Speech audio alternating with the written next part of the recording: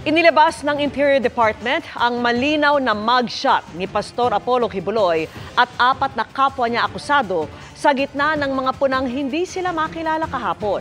May paliwanag ang PNP kaugnay niyan at kung bakit hindi ililipat ng pasilidad ang pastor gaya ng iniutos ng isang korte. Mula po sa Camp Crame, nakatutok live si June Veneracion. June. Vicky, mananatili pa rin ang kustudiya ni na Pastor Apollo Kibuloy at kanyang mga kasamahan sa Philippine National Police. Ito'y sa kabila ng utos ng Quezon City RTC na sila'y ilipat sa City Jail mula dito sa PNP Custodial Center.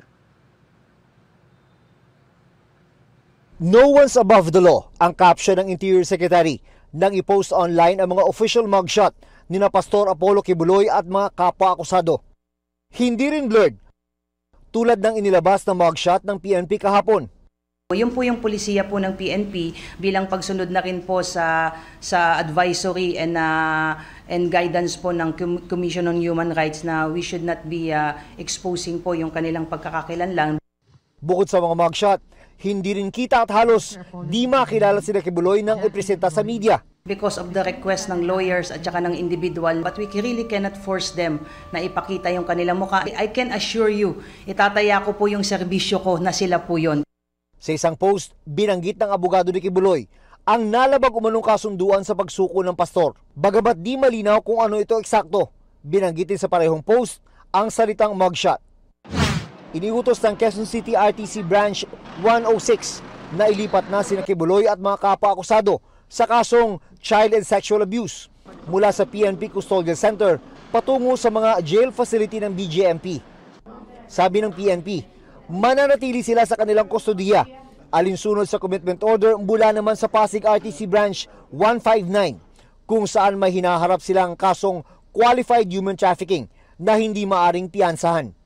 So we don't want to run the risk na ilipat po sila doon po sa QC po tapos mag-bail po sila at wala na pong control po doon yung PNP. We just have to really harmonize po itong mga court orders po na ito.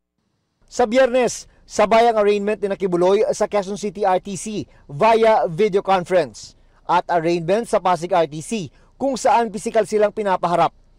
Nakikipag-ugnayan na ang PNP sa Department of Justice para maresolba ang problema sa schedule. Nakakulong sa magkahiwalay na selda at hindi nagkakakitaan sa PNP Custodial Center sina Kibuloy at mga kapwa-akusado. Pwede silang magpaaraw tuwing alas 8 hanggang alas 9 ng umaga.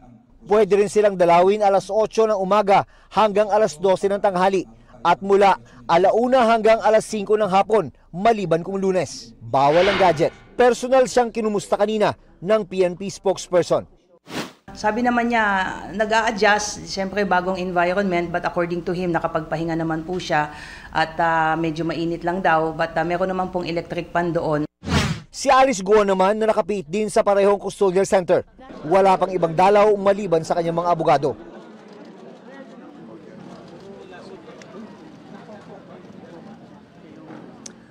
Samantala, Vicky, tiniyak naman ng PNP ang seguridad ni na Pastor Apollo Kibuloy at iba pang high-profile inmate dito sa PNP Custodial Center. May mga security adjustment na raw na ginawa para hindi na maulit ang nangyari noon kay dating Senadora Leila de Lima na nalagay ang buhay sa panganib ng i-hostage ng mga miyembro ng Abu Sayyaf sa loob ng kulungan.